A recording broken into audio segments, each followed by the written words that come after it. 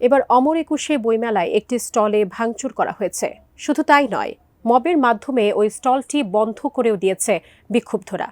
অভিযোগ, ভারতে নির্বাসিত বিতর্কিত লেখিকা তাসলিমা নাসরিনের চুম্বন বই রাখা ও বিক্রি করা জানিয়ে মিশ্র প্রতিক্রিয়া দেখাচ্ছেন নেটিজেনরা।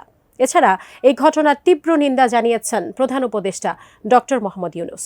সেই সঙ্গে দিয়েছেন বার্তা। এসআই রাজ জানাচ্ছেন বিস্তারিত। সোমবার সন্ধ্যায় একদল ব্যক্তি বইমেলার সোহরাওয়ার্দী উদ্যানে সব্যসাচী নামের একটি স্টলে গিয়ে হট্টগোল করেন। তারা ওই স্টল থেকে তসলিমা নাসরিনের বই চুম্বন সরিয়ে ফেলতে বলেন। তখন স্টলে থাকা ব্যক্তি তাদের কথার প্রতিবাদ করেন। এ নিয়ে বাকবিতণ্ডা শুরু হয় তাদের মধ্যে। তখন স্টলের সামনে জড়ো হওয়া ব্যক্তিদের বিভিন্ন স্লোগানের মধ্যে স্টলের ওই ব্যক্তি পাল্টা স্লোগান দেন।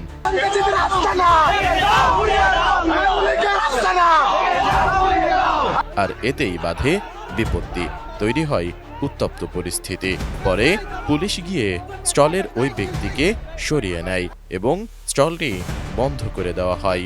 ঘটনাটি ছড়িয়ে পড়লে এর পক্ষে বিপক্ষে মত দিতে থাকেন নেটিজেনরা। তাদের প্রশ্ন, দেশের প্রচলিত আইন ভেঙে কেন বারবার মব জাস্টিস মাথাচাড়া দিয়ে উঠছে?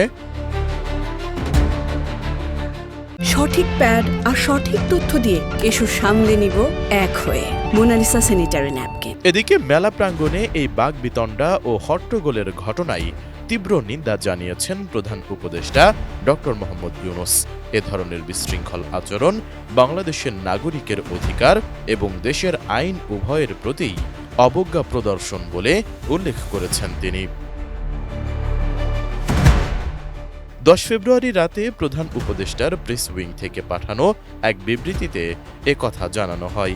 বিবৃতিতে বলা হয়, 21শে বইমেলা এদেশের লেখক ও পাঠকদের প্রাণের মেলা।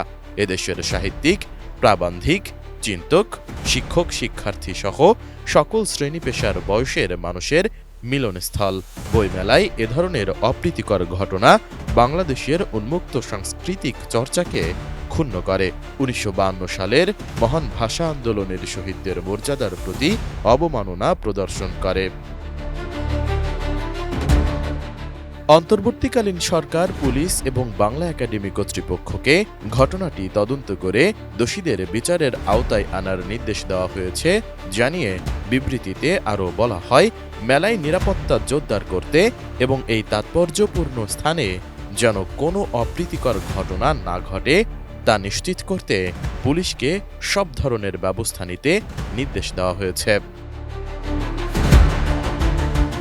এছাড়া দেশে মব জাস্টিসের যে কোনো ঘটনা প্রতিরোধে জোরালো পদক্ষেপ নেওয়ার জন্য সংশ্লিষ্ট নিরাপত্তা সংস্থাগুলোকে নির্দেশ দিয়েছে অন্তর্বর্তী সরকার।